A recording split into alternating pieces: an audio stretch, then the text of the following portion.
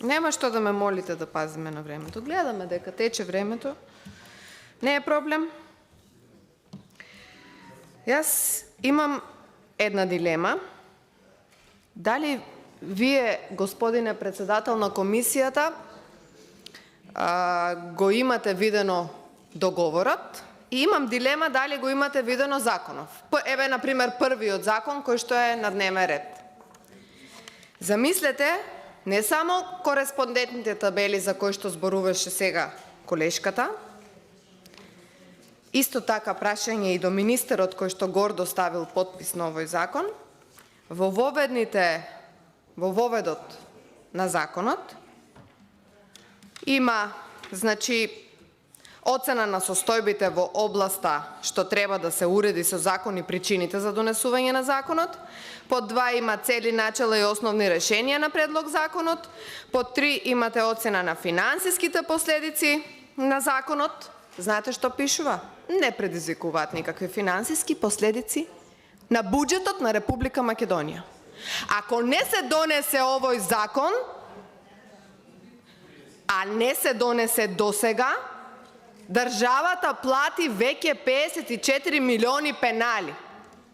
Ама вие сте се подпишале на предлог закон кој што не носи никакви финансиски последици врз буџетот на Република Македонија. Под 4 процена на финансиски средства потребни за спроведување на законот, начинот на нивното обезбедување, податоци за тоа, дали спроведување на законот повлекува материјални обврски на одделни субјекти, законот не предизвикува материјални обврски за други лица. Па за какво поевтино градење зборувате вие, почитувани од владата и пратеници, еве и председател на комисија толку денови, па кажувате еве опозицијата спречува да се изгради овој проект, поевтино и побрзо, кога гледаме дека и во законот лажете. Не само што ги лажете граѓаните на Република Македонија, и во законот лажете.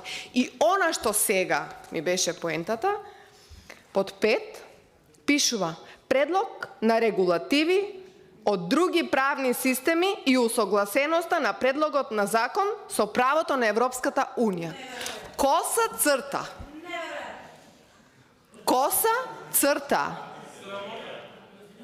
Зарем не ви е срам тука што се наоѓате, например, министар или заменик министар, бидејќи министерот очигледно се срами од ваквиот закон, па бе пуштил вас, вие да црвенеете и надоле да гледате, и сега насила, на брзина, тука треба да се аминува ваков криминал. А замислете, сите до еден закони кои што се ставени на денешната седница се токму вакви.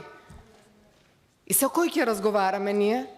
Немало финансиски импликации, нема никакви материјални последици, нема европска регулатива, има европско знаменце. Еве го. Сте ставиле европско знаменце, а внатре пишува дека нема усогласеност со европска регулатива. Во самиот закон пишува.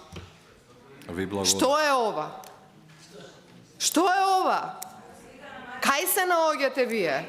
Кој ви дозволува вака да се однесувате со прописите и регулативите во Република Македонија? Кој ви дозволува вака да си играте и со парите и со чувствата на граѓаните? Ви благодарам. Не само што не малтретирате нас, не само што не почитувате деловник, ова повеќе не важи за ништо. Уставот не важи. Против уставни закони вие поднесувавте, сега поднесува владата во име на криминалот на векот. И наеднаш поднесувате нови закони со европско знаменце во кои што сами признавате дека сте лажови.